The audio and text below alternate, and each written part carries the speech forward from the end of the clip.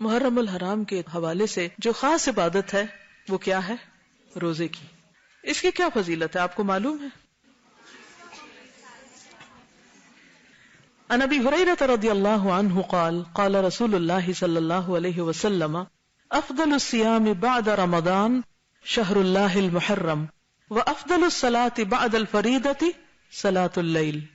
حضرت ابو ہریرہ سے روایت ہے کہ رسول اللہ صلی اللہ علیہ وسلم نے فرمایا رمضان کے بعد افضل روزے شہر اللہ المحرم کے ہیں، اور فرض نماز کے بعد افضل نماز رات کی نماز ہے. یعنی جس طرح فرض نمازوں کے بعد سب سے افضل نماز تہجد کی نماز ہے، اسی طرح رمضان کے بعد افضل ترین روزہ محرم کا روزہ ہے. عن ابی ہریرہ قال جاء رجل الى النبي صلی اللہ علیہ وسلم فقال ای صیام افضل بعد شہر رمضان قال شہر اللہ الذی تدعونہ المحرم. ابو ہریرہ سے روایت ہے کہ ایک آدمی نے نبی صلی اللہ علیہ وسلم کی خدمت میں حاضر ہو کر کہا ماہ رمضان کے بعد کون سے روزے افضل ہیں؟ آپ نے فرمایا اللہ کے اس مہینے کے جسے تم لوگ محرم کہتے ہو. حضرت ابن عباس سے عاشورہ کے روزے کے بارے میں پوچھا گیا، یعنی خاص طور پر 10ویں محرم کا روزہ جو ہے. جب حضرت ابن عباس سے اس کے بارے میں پوچھا گیا تو انہوں نے کہا میرے علم کے مطابق رسول اللہ صلی اللہ علیہ وسلم نے کسی دن کو سب دنوں سے افضل سمجھ کر روزہ نہیں رکھا سوائے اس دن کے یعنی عاشورہ کے، اور نہ کسی مہینے کے سوائے اس مہینے کے یعنی رمضان میں. یعنی رمضان کے روزے بہرحال سب سے افضل ہیں، اس کے بعد ثواب کے اعتبار سے اس دن کا روزہ. ابن عباس کہتے ہیں کہ رسول اللہ صلی اللہ علیہ وسلم رمضان کے بعد کسی دن کی اور دنوں پر فضیلت کا انتظار نہیں فرماتے تھے سوائے عاشورہ کے دن کے. اور یہ بھی آپ کو معلوم ہے نا کہ رمضان کے روزے فرض ہونے سے پہلے محرم کے روزے ہوتے تھے. یہ بھی یاد رکھیے کہ یہود بھی محرم میں روزے رکھتے تھے، اور خصوصاً 10 محرم کا روزہ. اور اسی طرح دور جاہلیت میں قریش بھی محرم کو روزہ رکھا کرتے تھے. اور عاشورہ کا روزہ اتنا اہم ہے، یعنی 10ویں محرم کا، اور اس کا تعلق بھی واقع کربلا سے نہیں ہے، یہ اس سے پہلے کا روزہ ہے کہ بچوں کو بھی روزہ رکھواتے تھے. ربیہ بنت معوذ کہتی ہیں کہ رسول اللہ صلی اللہ علیہ وسلم نے عاشورہ کی صبح کو انصار کے محلوں میں کہلا بھیجا کہ جس نے صبح کھا پی لیا ہو وہ دن کا باقی حصہ روزے کی طرح پورا کرے، اور جس نے کچھ کھایا پیا نہ ہو وہ روزے سے رہے. وہ کہتی ہیں کہ پھر بعد میں بھی اس دن روزہ رکھتے اور اپنے بچوں کو بھی رکھواتے. انہیں ہم اون کے کھلونے دے کر بہلاتے، جیسے گڑیا وغیرہ ہوتے ہیں نا، ہم کپڑے کے بناتے ہیں، تو وہ اون کے کچھ کھلونے وغیرہ بنا کے وہ بچوں کو دیتے کہ اس سے کھیلیں، اور ان کو بہلائے رکھتے. جب کوئی کھانے کے لیے روتا تو وہی دیتے یہاں تک کہ افطار کا وقت آ جاتا. اب یہ رونے والے بچوں کا روزہ ہے. کون سی عمر کے بچے ہو سکتے ہیں؟ بہت چھوٹے بچے. تو اب آپ دیکھ لیجیے آپ کے گھر میں چھوٹے سے چھوٹا کون ہے اور وہ کیا کرے گا. ان کو کس سے بہلانا ہے؟ آپ نے کوئی کھلونے وغیرہ رکھے ہوئے کہ نہیں، یا بنا کے رکھے ہوئے نہیں. امام زہری رحمۃ اللہ علیہ حالت سفر میں بھی عاشورہ کا روزہ رکھتے. یعنی ہو سکتا ہے آپ میں سے بعض لوگ ٹریولنگ میں ہوں تو وہ بھی سن لیں.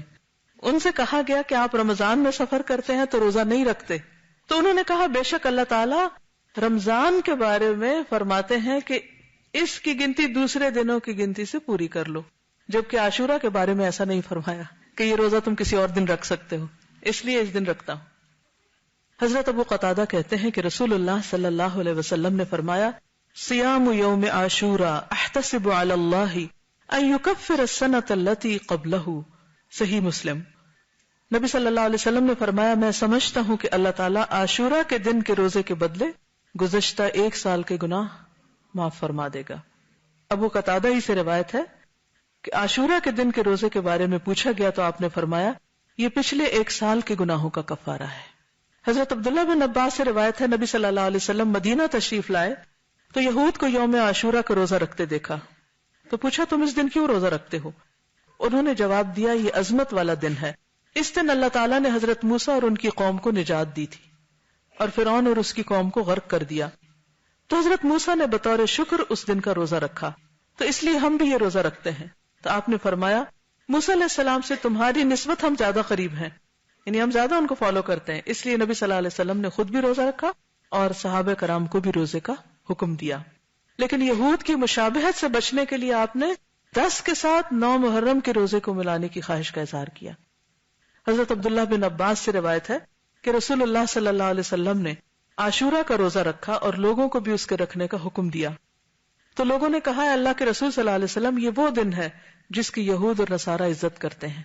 آپ نے فرمایا جب اگلا سال آئے گا اگر اللہ نے چاہا تو ہم 9 تاریخ کا روزہ بھی رکھیں گے، لیکن اگلا سال آنے سے پہلے آپ کی وفات ہو گئی.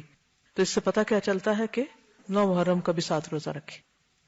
بعض لوگوں نے 10 اور 11 کی بات کی لیکن وہ سند ضعیف ہے، اس لیے افضل کیا ہے 9 اور 10 کا روزہ رکھنا. لیکن اگر کسی وجہ سے آپ 2 دن کا نہیں بھی رکھ سکتے، افضل تو یہی ہے، تو کم از کم 10 کا روزہ رکھنا نہ بھولیے. تو آج آپ نے کچھ سیکھا. کیا سیکھا؟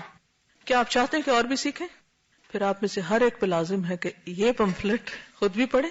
جو میں نے باتیں کی اس میں سے بہت سی باتیں اس میں مختصراً ٹو دا پوائنٹ لکھی گئی، اور اس پمفلٹ کو کسی نہ کسی کو دیں اور پڑھ کر سنائیں اور اس تک پہنچائیں. یہ منیمم ہے. 7 بھی کر سکتے ہیں، 10 بھی کر سکتے ہیں، اور اس سے آگے جتنے چاہیں بڑھا لیں. ٹھیک ہے. اسی طرح اس ٹاپک پر کیسٹ بھی ہیں. سال نو کا پیغام بسلسلہ محرم الحرام. نئے سال کے شروع میں ہمیں چونکہ وقت آپ دیکھیں کہ سال پہ سال گزرتے جا رہے ہیں، مہینوں پہ مہینے گزرتے جا رہے ہیں، اس لیے بہت ضروری ہے کہ ہم اپنے وقت کی قدر و قیمت پہچانیں. اور صرف سالوں کو نہیں، مہینوں، ہفتوں اور دنوں کو نہیں، گھنٹوں اور منٹس کو نہیں، لمحوں کو بھی بچائیں، ان کی بھی حفاظت کریں. تو اس لیے یہ کیسٹ بھی سنیں، لمحوں کی حفاظت. کیونکہ ہم سب نے کیا کرنی ہے؟ ہجرت. کس سے؟ اپنی بری عادتوں سے، گناہوں سے، سستی سے اور دنیا کی محبت سے. صرف جسمانی ہجرت نہیں، مائگریشن آف ہارٹ بھی ضروری ہے. ٹھیک ہے. دل بدلے گا تو زندگی بدلے گی.